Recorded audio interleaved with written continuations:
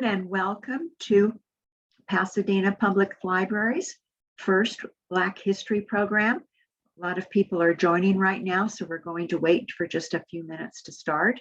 And we thank you very much for you joining today.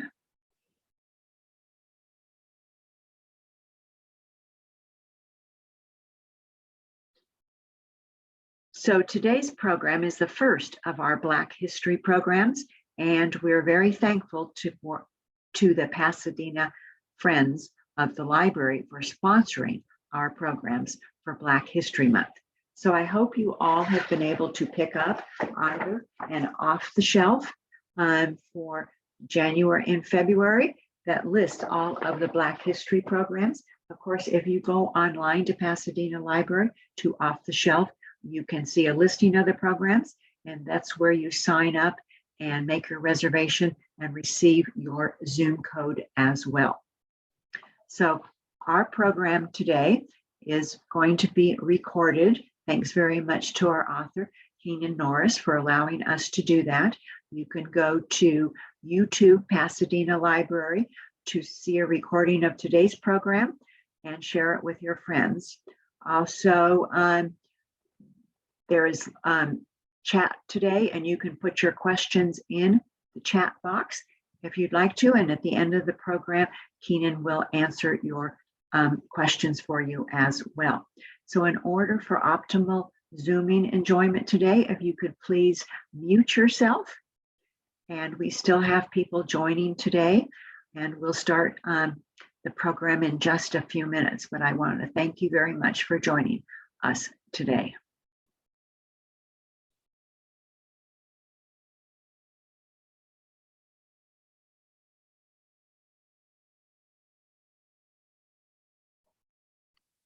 So as I said, all of our programs for Black History Month are sponsored by the Friends of the Pasadena Public Library.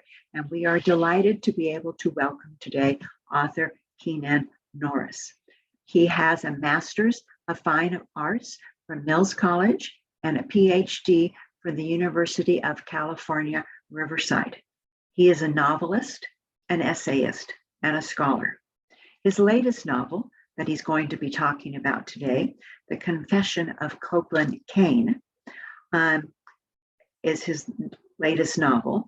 And while his essay, One Coyote, won a 2021 Folio Eddy Award for Best Overall Special Interest Article, Keenan served as a 2021 University of Virginia Ray Visiting Writer. He's also been a 2017 Marin Headlands Artist in Residence and has garnered a Public Voices Fellowship in 2020 to 21.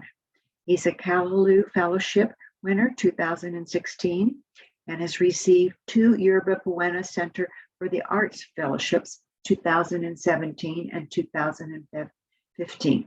He serves as a California guest editor for the Oxford African American Studies Center. He is the editor of the seminal Street Lit, Representing the Urban Landscape. His essays have appeared in numerous forms, including the Los Angeles Review of Books, Los Angeles Times, San Francisco Chronicle, Boone, California, Lit Hub, Alta, and several anthologies of California literature. He teaches at San Jose State, and we are delighted to be able to welcome Keenan Norris for our very first Black History program at Pasadena Public Library. Welcome, Keenan. Thank you for that introduction, Christine. I appreciate Pasadena Public Library having me out virtually for Black History Month. My mother's a librarian, and so I love libraries. Librarians are incredible people, and yeah, I'm really gratified to get this chance to speak to both the folks who are here right now and those folks who will listen to the recording of this event. So as Christine said, I am most recently the author of The Confession of Copeland Cane, my latest novel. And I'm going to talk some about Cope. I'm going to give you some background, some context to the book. Try to situate it, not only try to situate Cope's story, not only within the larger plot of the novel, but also to situate it somewhat within Black history as well. And so I'm going to do that. Also, if I have enough time, I'll also talk a little bit about my work as an essayist, and we'll just get into some different things, and we'll leave some time at the end for your questions and my answers, I guess, or some kind of dialogue, right? So the basic backdrop, the basic plot backdrop to this story is that its eponymous main character, Copeland Cane, or Cope as he goes by, grows up in a near future East Oakland. The book is set between 2020 and 2030 in Oakland, California, East Oakland, California. And in the kind of prologue to the book, or the action that precedes the beginning of the book, one of Cope's childhood friends, whom he has grown up with, is killed in an altercation with a police officer. His friend Miguel is killed in an altercation with a police officer. And when Cope and his friends learn about Miguel's death, they organize a protest rally to protest police brutality and to protest what's happened to their friend. A police officer is shot and killed at the protest rally.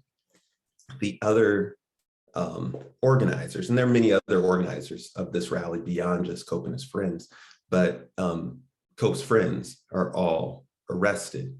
Cope is free and fugitive. He is given an ultimatum by law enforcement to turn himself in. At the same time, law enforcement begins to publish his juvenile criminal record, to leak his juvenile criminal record to the media, which is, one, against the law, but also, unfortunately, oftentimes done to prejudice the public, so that essentially you'll never, one can't get a jury of their peers. And so Cope decides, because law enforcement isn't sticking to the events of that day, right, where the police officer was shot and killed, is not sticking to the events of that day, but trying to tell a story about who Cope is as a person, trying to tell his life story, that he must take control of his narrative and tell his story, not just the story of that day, but his whole story.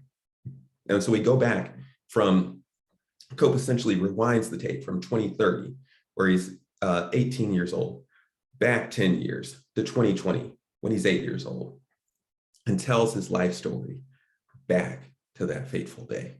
Right. So I'm going to read from the beginning of Cope's part of the book. I should say, too, that in telling his story, he contacts a high school friend of his who is now in college. She's a little bit, older than him, and she's a journalism major in college. Her name's Jacqueline. You'll hear her referred to as Jack throughout Cope's monologues, and he contacts her by a heavily encrypted phone app and tells her his story, which she is recording and also intervening in various ways. So I want to start by reading Cope's opening section. 1 second.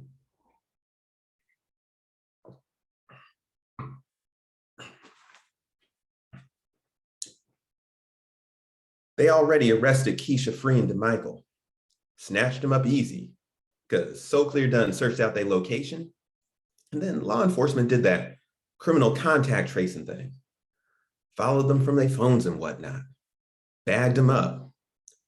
Long as we're talking technology, boss, you might as well know my audio comes to you unencrypted in this bootleg old Presage voice app. The most off-brand, unheard of cell phone app you will ever encounter. It calls itself the Cayman Island of apps. Don't ask how I got this mess on my phone, but it's all yours truly got to work with right now. So you might have to trust me on this one, even if you're not trying to trust this technology. Real talk, Jack.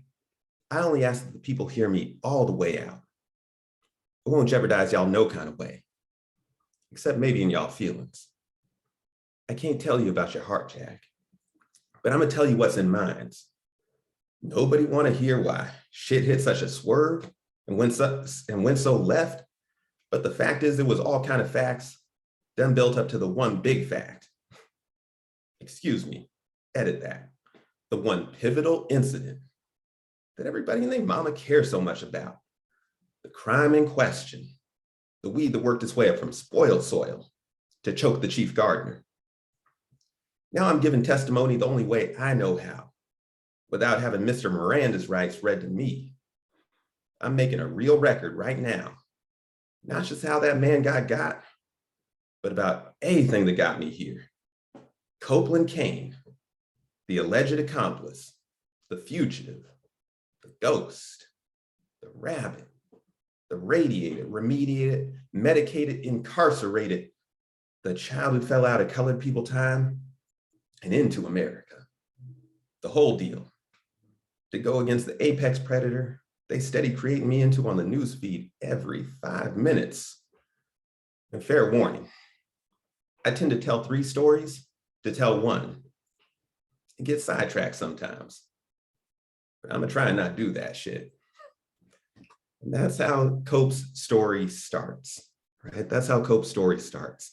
I'm going to then read the following section, which gives you some background on not just Cope, but his family and his family's history. And this does now start to tie Cope in, even though the story is taking place in a in a speculative fiction, slightly future tense.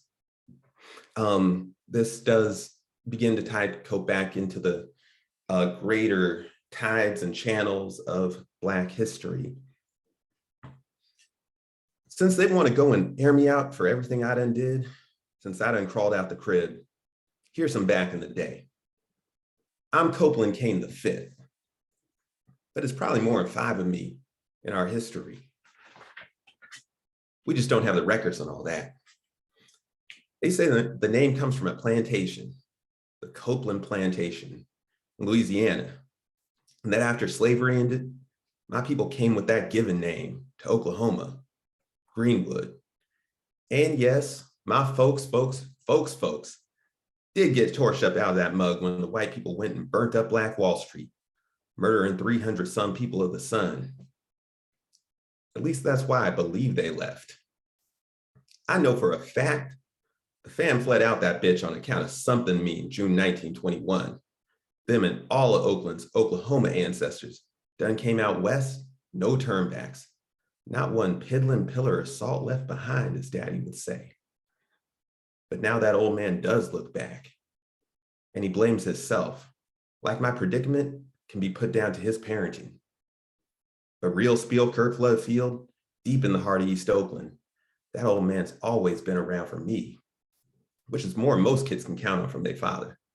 Even if, truth be told, mine was too much around for me. Yeah, back in the day, Daddy had me surrounded. He was everything to me, even if by the accounting of the government, he barely existed, having no employment, no property, no credit, just a social security number and a name. When it came to work, he stayed unemployed, or he stayed employing himself, mostly unsuccessfully, which ain't much different, am I right? Now, don't get it twisted. The old man was a hard worker, had him his tools, his parts and pieces, plots and plans drawn up and scribbled down on Post-it notes and loose sheets of paper that was scattered around the apartment like so many surprises. He was an inventor, you dig? His mind never rested, and never let me rest neither. And so that's like I said, the beginning of Cope's section, when he's talking about how his folks got burnt up out of Greenwood, Tulsa, Oklahoma.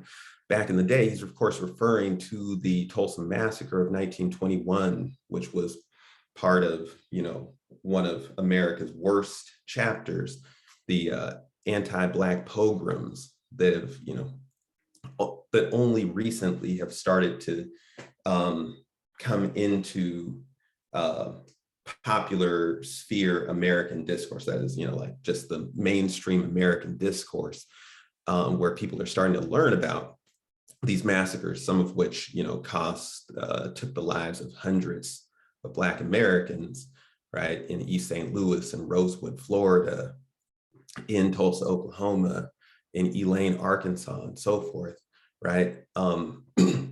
Speaking more personally, nonfiction, right? My family on my mother's side left Tulsa, Oklahoma because of the massacre, right? As did, in much of California's Black population moved to California from Oklahoma because of the massacre. And at the time it was, not something that people talked about. And for many decades thereafter, it was suppressed. Knowledge of the massacre was suppressed within Oklahoma. Not just the massacre, but after the massacre, there were concentration camps set up for Black people whose homes had been destroyed in the massacre.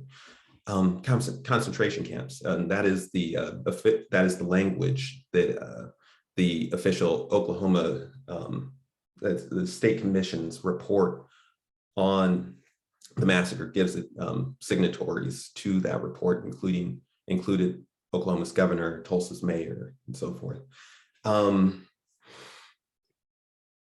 While those citizens were encamped, their property was confiscated from them, right? And it was many decades before Greenwood, Tulsa, the reputed Black Wall Street of America, was rebuilt.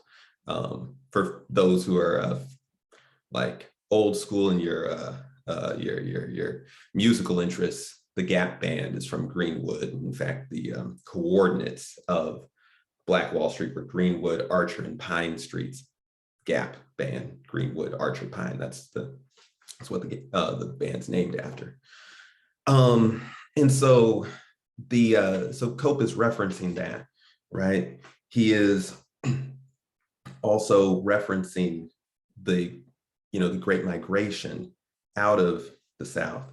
He also references here Real Spiel Kurt Flood Field. Kurt Flood is there is a Kurt Flood Field in East Oakland. It's a park in East Oakland. It's named after the great baseball player who challenged the reserve clause in Major League Baseball and created, spurred the ability for free agency in American professional sports, right? And Kurt Flood, much like Colin Kaepernick, much perhaps like Brian Flores, right, who was, in the past couple of days, sued the NFL for racial discrimination in coaching hiring practices, right?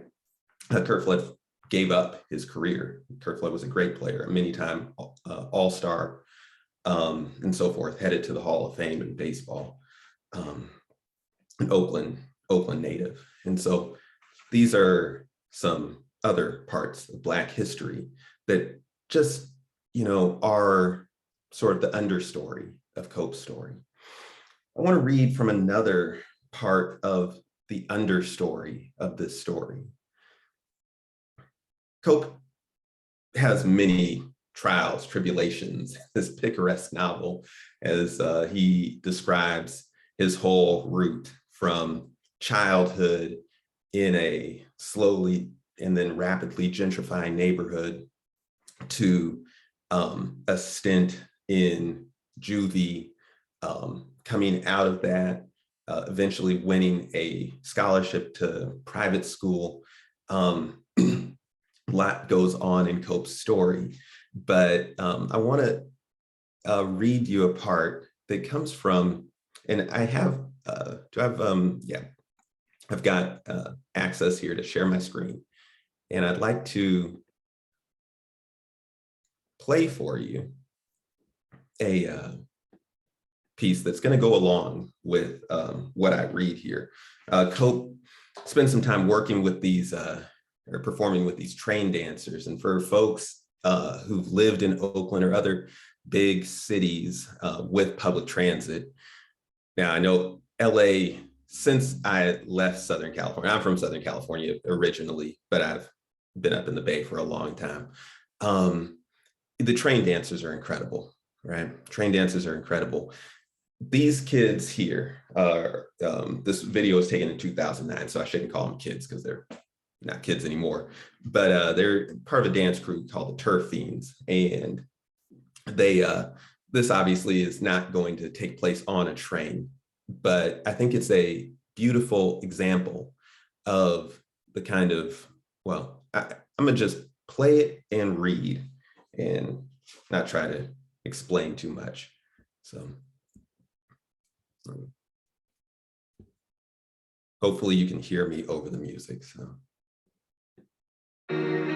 oh, and one other thing I should say, my bad, y'all. One other thing I should say is that they performed this the morning after one of the members of their dance crew, actually the brother of the young man in white, who you'll see, the morning after his brother was killed in a car accident. So.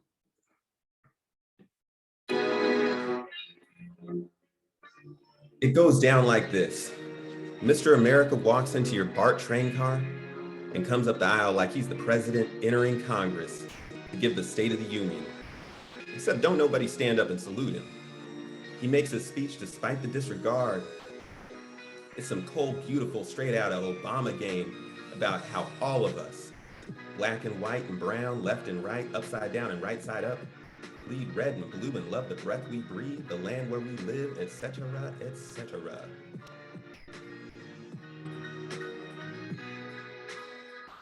The other two members of the crew low-key make their way onto the train, heads down, quiet, one with a phone that drips wires into his neck to connect to the speakers he has hid under his jacket, while the other boy loosens his limbs to dance. The boy with the speakers wedges them things between the chair leg nearest the train door and the tin wall of the train, with the phone resting on top of the speakers. After I started my work with the crew, it became my job to watch the speakers and the phone as the music cued. The three boys always go in, dancing with Misty Copeland, Crazy Legs, and the Holy Ghost, taking turns, taking over their bodies, breaking, flipping, flaring. They could be ballerinas, these boys, with all the pirouettes on point and other mess they pull off. They could be gymnasts with the wild iron cross flips and pommel horse tricks they do from the rope ties and grab bars that run the length of the train ceiling. They could be anything that touches turf with all the pixelated popping and locking, slow motion and Vogue shit. They can hold forever on a train that never stops rocking. Footwork from God. Balance like don't exist anywhere, shit's easy. Cakewalk, moonwalk, pimpling, church talk, with into some salsa and front flip to a perfect split. Boom, back. They hang upside down from the beam, holding firm with just their feet and ankles. Boom, back. And then against the laws of physics, a boy will spill into a perfect somersault, bleeding into something triple jointed like a comic book creation, come to life. A human body turning itself into whatever it wants to be. Boom, back. Boom, back. A boy who can, Christ Jesus, that ass from water to wine, cross motion and time. I'm just gonna let this keep playing here.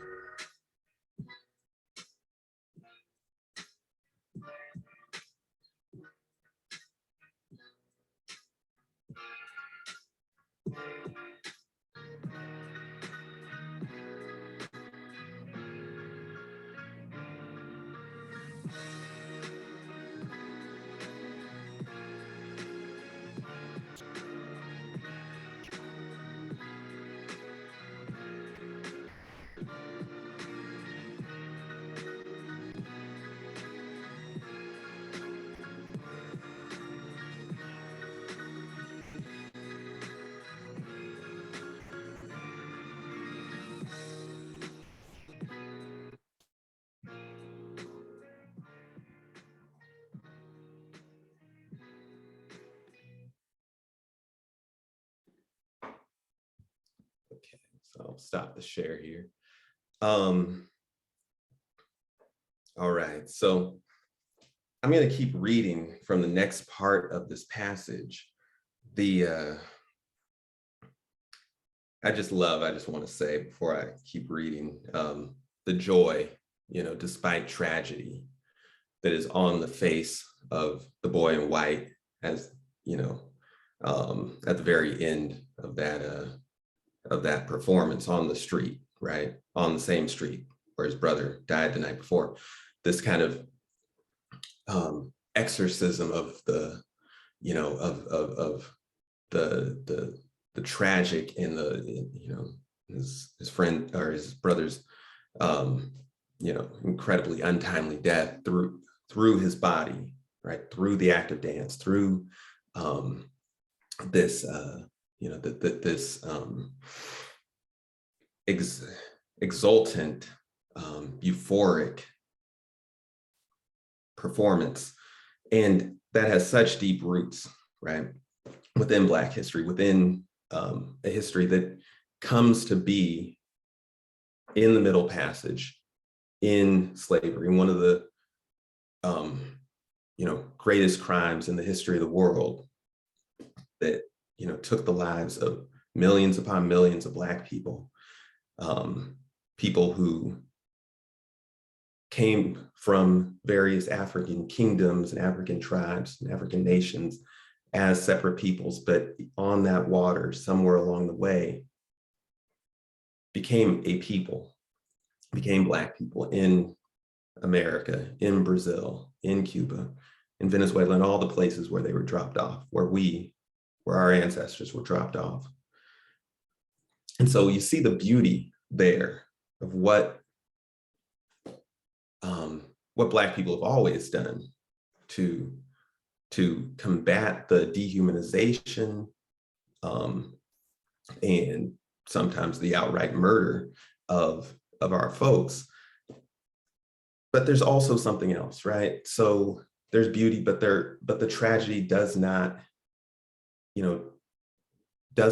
simply end simply because it's not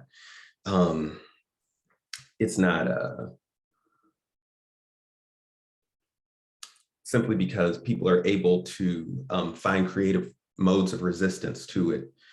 And so I want to keep reading because the next part of the passage speaks to this, I think, in a way. They become the music, Cope says. These brothers, the way they flow, transcend, and create on beat and off script. But the performance has rules. When I worked with them, the act was as exact as clockwork. It always ran right to 3 minutes, never a minute longer, never a moment shorter, which was perfect timing because in the city, the gap between BART stops ain't much longer than that. It left just enough time for Mr. America to do the Obama act again, make an additional pre-scripted speech about donations. My job at that point in the proceedings was to shut off the music, gather up the equipment, and walk up and down the aisle, asking people to toss a few dollars into an upside down Abe Lincoln top hat the crew had found in an alleyway and took to the cleaners. After I collected all the money, I flipped the hat on my head, making sure none of the bills spilled out. That was my performance. Back and forth between Berkeley and San Francisco we went, same show all day long.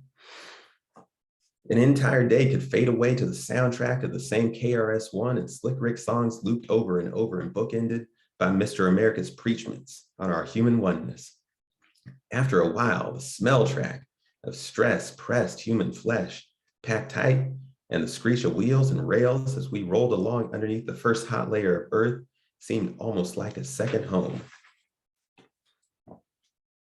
For the rhythm got radiated out of me, I had the same sense of time as everyone else. I could keep a beat and move my feet. Maybe I was no Miguel knocking out Kanye's abstract stuff on bedposts in the dark, but I was on colored people time. So one day, when Mr. America had the bright idea to make me part of the performance, at first I thought I could just soul train up the aisle a few steps and be good. Our audience wouldn't care no kind of way. The train car was full of European elders who was headed to the opera in downtown San Francisco, the kind of crowd that you couldn't have put on a BART train at gunpoint back in the day with the virus and whatnot. There was even a couple of them who sported them little walkers with the tennis balls on the legs. Them things is unstable than a mug, liable to go sliding every time the train hits a corner. Meanwhile, the opera people was sipping tea and eating muffins. It wasn't exactly a den of thieves up in there. Mr. America wanted to amp up the action. He pulled me away from the speakers, from the phone and the speakers that I was guarding, and caught a beat and motioned for me to battle him. And 1, 2, motherfucker, I tried to put one foot in front of the other on that rocking and rolling train. And instead I stumbled into Mr. America because I was going right when he was going left. Then someone's walker slid into me and tried to dance with me. I walked it back to its owner, and then the train juked like Kyrie Irving on the fast break, and I almost fell flat. Mr. America picked me up and brought me back to the battle. How he could keep his feet, let alone stay on beat as he danced, was a mystery to me. I couldn't find the beat to save my life. The train tossed itself around a turn so sharp I lost my footing and fell ass first into the lap of an old man in a tuxedo. He took it with a grunt and some cussing and slapped me in the back of my head, which I didn't take too personal. It wasn't his fault or my fault that I fell. It was Mr. America's fault. Even if I still had some rhythm, there was no way I could keep my balance on a stuttering, breaking, twisting, turning train. No flares or backspins or any of that other mess was in my repertoire to begin with, let alone all them gymnastics them fools could do inside a moving vehicle. I couldn't help but be on time for everything but a beat. My dancing had turned into a disaster. I humbly found my way off of the old man's lap and back to the phone and the speakers. And I stood guard there, eyeing down the senior citizens as they made their trip to see Beethoven. And when our performance was over, I went around with the hat and collected the donations right on time. After I collected the funds, Mr. America nudged my shoulder. "Blood," he whispered into my ear. "I don't know if anyone's broke the news to you, but you're a terrible dancer. I mean, like horrendous. Don't ever try that shit again." "I didn't try anything. You made me dance," I hissed back at him. "True, but still." A younger audience came on board. "Look," I said, "I used to dance okay, not special, but okay. But then something happened. I lost all my rhythm." "You just woke up one day, ain't have no rhythm. All of a sudden. That don't make no sense, blood." "It's a long story. We got 30 seconds. I fell into a sinkhole when I was going to day school on Treasure Island." "A sinkhole? Damn." The train seized and jerked itself backward on the tracks. Anyone in the bay knows that jerk. It means the BART is ready to roll, which means the show must go on. They don't repair shit over there. Plus it's all radiated and shit. I think I got exposed to some nuclear shit. Damn, blood. I thought the children was the future. Maybe Treasure Island is the future. Blood, he muttered. That's how they do us. And then he turns to face the newly onboarded crowd, Mr. America does, with his Obama act. "Ladies and gentlemen, friends, Romans, Americans, Mexicans, please lend me all y'all ears. I know you did not get on this train to listen to a brother speak, let alone to be enlightened and entertained by him. You were under the impression that you were traveling between entertainments, when in fact the real show is always the journey itself. You see, this train is a lot like the Bay Area and a lot like America. Everyone's here free and equal and oh so very beautiful. You all are looking fabulous this afternoon, might I add. You see, we're all one human family, even though the shades of our skin and the accents that we speak in might be a little or a lot different. We come from all over the world to the greatest city and the greatest country on earth. And here we are sharing this moment. Me and my partners wouldn't want to be anywhere else but here with you. That's why we're going to give you one Boku experience for the eyes and the ears right here. We are one people, one nation, shoulder to shoulder in a musty old metal cylinder, going underground and into a groove." All right, so wanted to read that part as well because it's the night side of that same story. It's not the joy, right? But the irony cut with tragedy, or the tragedy cut with irony, right? That So when Cope is referring to his rhythm getting radiated out of him, he believes that he may have on Treasure Island, which in actual fact and in my fiction is is polluted with huge amounts of nuclear waste, and has long been in the Bay Area both an object of the desires of realtors, with the notion that they might make big money off of building luxury condominiums on a beautifully situated island in between San Francisco and Oakland, but also the bane of those same developers, let alone, you know, the governments of Oakland and San Francisco, that have to acknowledge that, you know, living there, the very act of living on Treasure Island is hazardous, so that primarily it is not the wealthy, it's not the wealthy at all, right, but the most underserved who end up living in what is literally a hazardous waste, an island of nuclear waste. And so Cope believes that he may have gone through a biochemical accident that has fundamentally changed him. And one of the open questions of the story that you, the reader, reading it, can answer for yourself is whether his changes, right, are these dramatic changes within him that have made him the child who fell out of colored people time and into America, right? The rhythm that he believes has been radiated out of him, whether that is the fault of Treasure Island, or whether this is just his maturation in America. All right, there's much more I could read, much more I could say. We're at 5:38 though. And so let me see. If people have questions, I can start to, I can field questions and have a dialogue. I can also talk a little more about another aspect of my work. Christine, what do you think, time-wise? Oh, you're muted.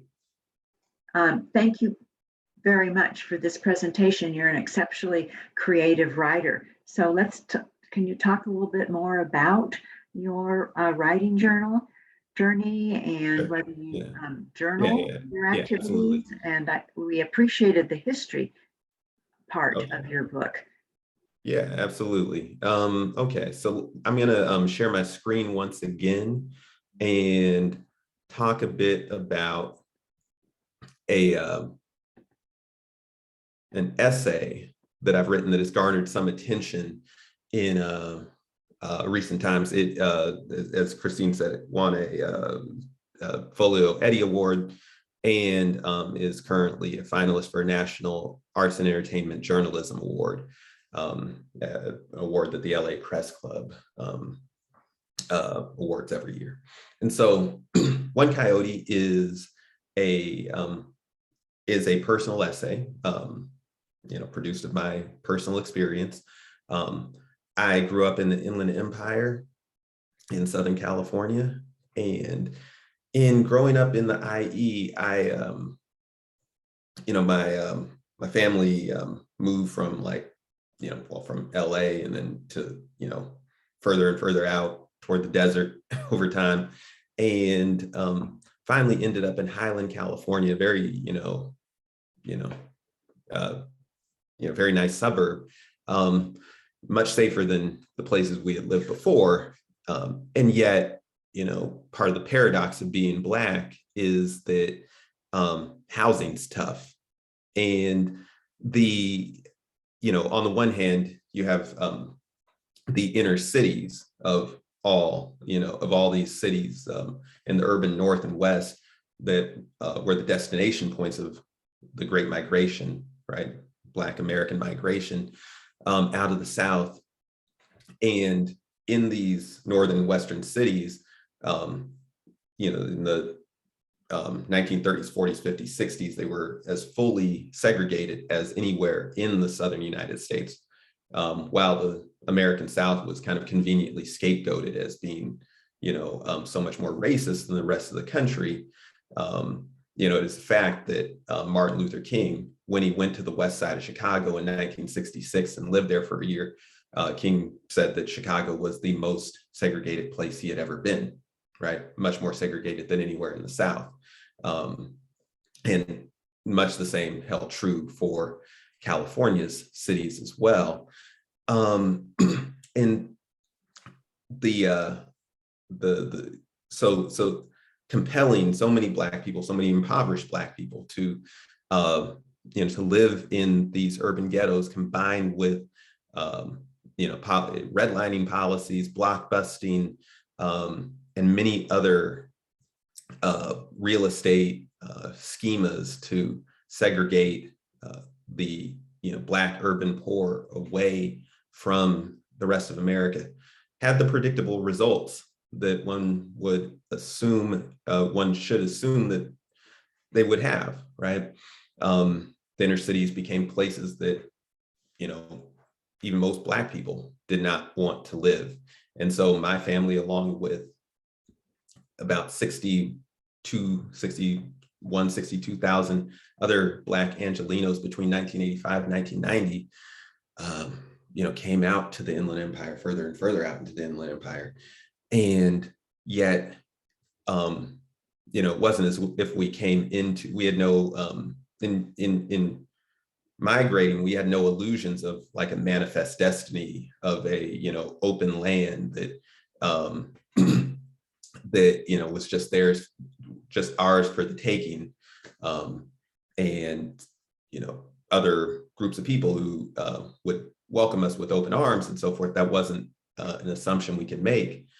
And in fact, in my personal experience, there was a great deal of resentment, right, with the white population that lived there, and was long tenured in the Inland Empire. And so I tell a story here about a particularly nasty incident that that took place.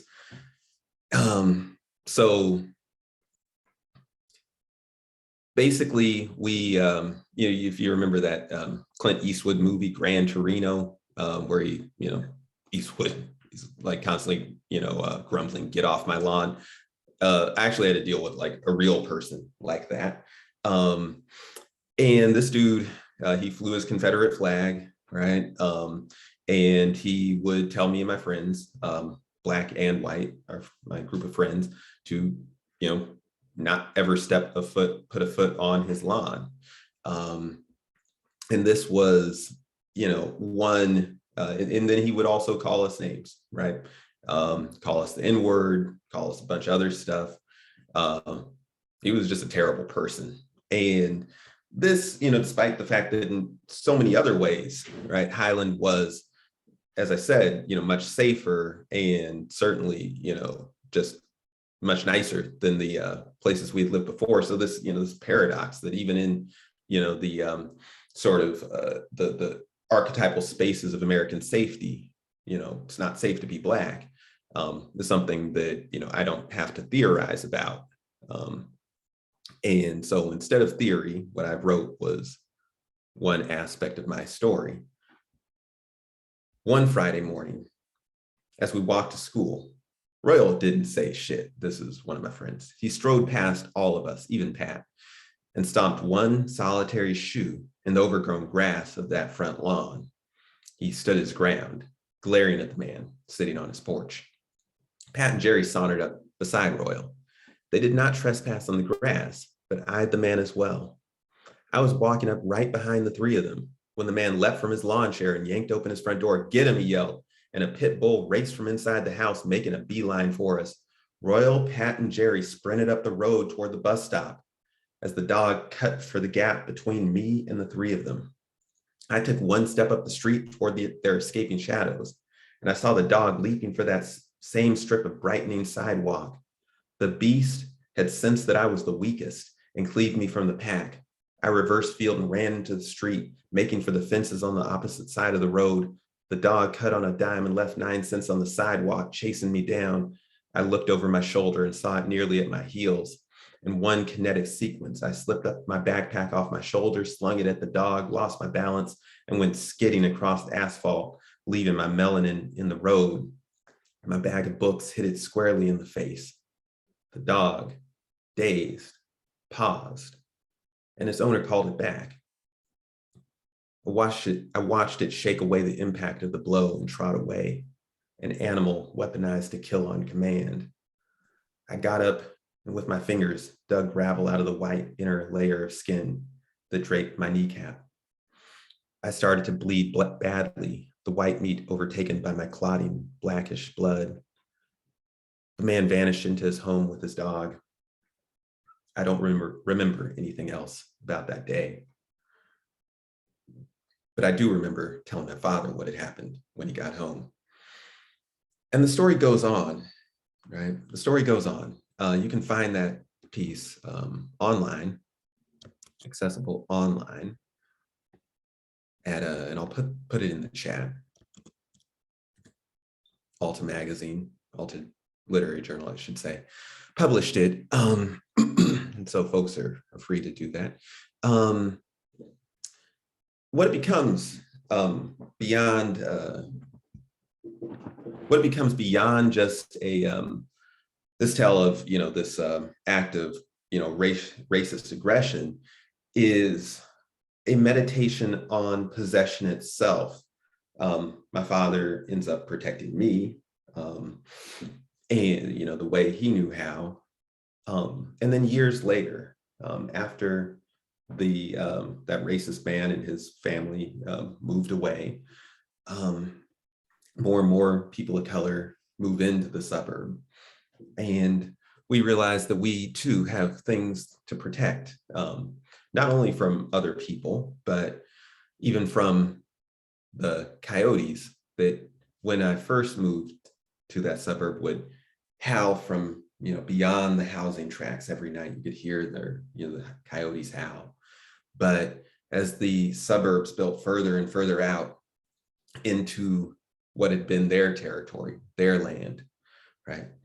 The coyotes, not in groups as they would naturally move, but the way beings move when they have been denatured, when they have been taken out of their context, out of their world, when, to use a line from Cope, when the rhythm has been radiated out of them, the way they move, in a different time. The coyotes come one at a time into the suburb. Evidence of the laws of nature, theirs and ours, all right?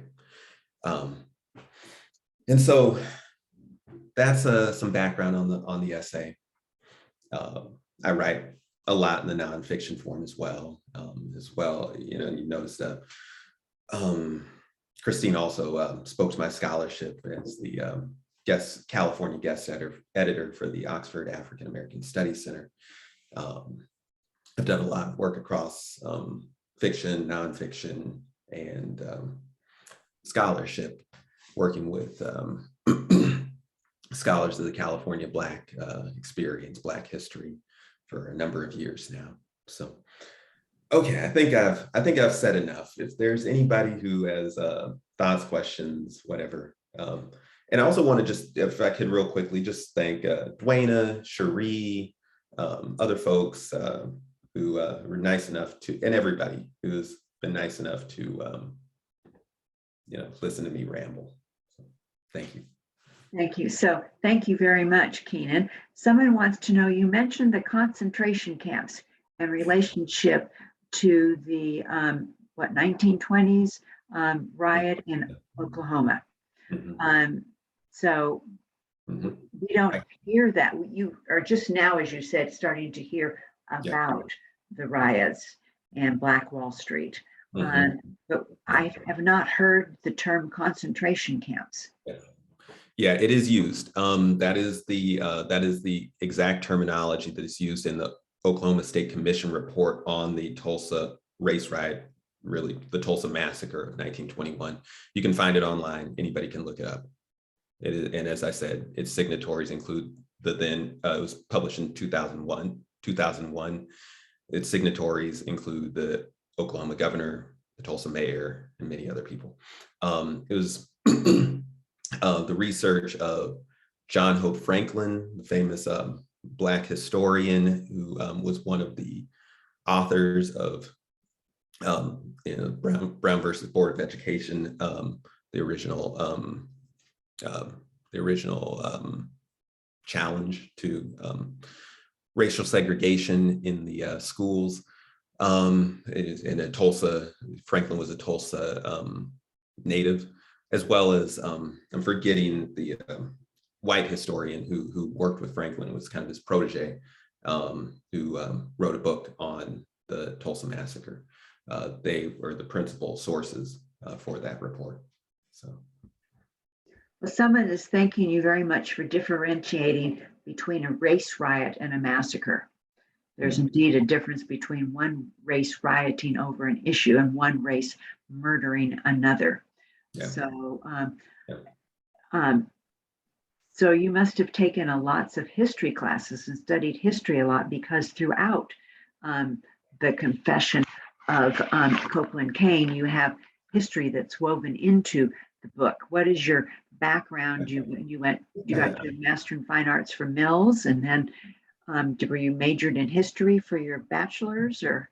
No, thank you for the question. That's a great question.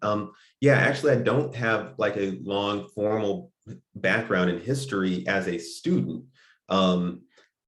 because most of this, and I wouldn't know anything more about, say, the Tulsa massacre if I had spent 20 years in school studying history, especially 20 years ago when I was a student, right?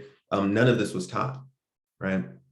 None of this was taught. Nobody taught about the Red Summer, the massacres of the Red Summer in 1919, or about the 1921 Tulsa massacre, right? So you don't really, this is the whole reason why we needed a Negro History Week, Carter G. Woodson's Negro History Week, which became Negro History Month, which became Black History Month, right? Is that none of this was in the schools, right? Let alone in the popular sphere, in the mainstream. So no, I mean, I learned about Black history from my dad, from books that were never assigned. I learned about it from the libraries, from our wonderful public libraries. I, learned about it from meeting Black scholars and some white scholars who I learned a great deal from. I learned about it from novels. One actually really exceptional novel that involves the Tulsa massacre is Susan Straight's Blacker Than a Thousand Midnights, which is about a high school history teacher, a Black high school history teacher in Riverside, California, who becomes obsessed with the history of the Tulsa massacre. And so, there is family or survivors and of the massacre. So there are a lot of places outside of formal academic study to learn such histories. Or I want to say too that there, that's the case with Black history, and there are many other histories, right? Not just Black history, many other histories that are not spoken to in the mainstream record, not in high school history textbooks. And what I always, just implicit to, how I came upon this history that is just coming to light now, I realized you can't just depend on the school system. We need to make our school systems better, and we need to stand up against these attacks on critical race theory, on the teaching of Black history in general, well beyond these, absurd caricatures of critical race theory that are, that our national media is so replete with right now. We need to stand up to that, and we need to make teaching in the schools better, but we also can't depend on the schools. As Black folks, we never could. And so, I mean, we need to tell our own histories. We need to tell them to each other and to other folks, and other people with other subjugated histories should do the same in my humble opinion. Okay, thank you very much. So it's interesting to note when all of our patrons look at the Black History Month programs. On Thursday, February 24th, the poet Jasmine Elizabeth Smith is talking about her book, South Flight, and she there is talking about the Oklahoma race riots in Tulsa in 1921. So you might want to attend that program and learn more about it, because just as Keenan saying that this is all just coming out more so, and there have been several programs on television and PBS about it too as well. So you must have grown up with lots of books, having a mother as a librarian. Oh yeah, yeah, and a father who was a big reader himself. Yeah, I often say, and maybe I could close with this, that my father gave me James Baldwin's Go Tell It on the Mountain when I was about 13 years old. He said, read this and you'll know more about who I am, right? And I think that is such a, that stayed with me so much. I tell that story often because it's really indicative of, what the need to pass down our literatures, right, to the next generation, to our children, to those who come after us, to our students and so forth, because you don't know what it's going to spark, right? 20 something years later, some nerdy kid will grow into a nerdy adult and pay it forward to some other folks, right? So yeah, it's always important to do that. And so again, I thank the Pasadena Public Library for not just for having me on here today, but for promoting literature and study in general. So thank you. So thank you very much, Keenan. You're all probably aware of the fact that Pasadena Public Library has a One City, One Story program, and this is our 20th year. And the Community Selection Committee has selected Susan Straight's book, In the Country of Women. And of course, it is her memoir, and she talks about, she's recently married, and she is traveling to the University of Massachusetts to study under James Baldwin. So it just all comes together. And I want to thank Keenan very much for his presentation. We have the book in the Pasadena Public Library. If you would like to check it out and read it and study it more and enjoy his beautiful use of words and descriptive passages, I encourage you to do that. And thank you very much for your wonderful presentation and sharing this time with us. So actually someone is saying they'd like to see a panel with you and Susan Straight on it, discussing your connections, because interesting, everybody has more connections than we realize when you start to put everyone together and you realize really how small the world is and how we can learn from everyone else. So thank you so much, Keenan. And I'll look forward to seeing all of you at our other programs on this Saturday afternoon at 2 o'clock. Donzeli Abernathy is talking about her book, Partners to History. She is the goddaughter of the, well, wait a minute. She is, just slipped my, Martin Luther King is her godfather. And her father was Dr. Ralph Abernathy. So she's going to be talking about her book, Partners to History. So please join us for our other programs sponsored by the Friends of the Pasadena Public Library. Thank you so much, Keenan. And I look forward to welcoming you again. Bye-bye. Good night, everyone.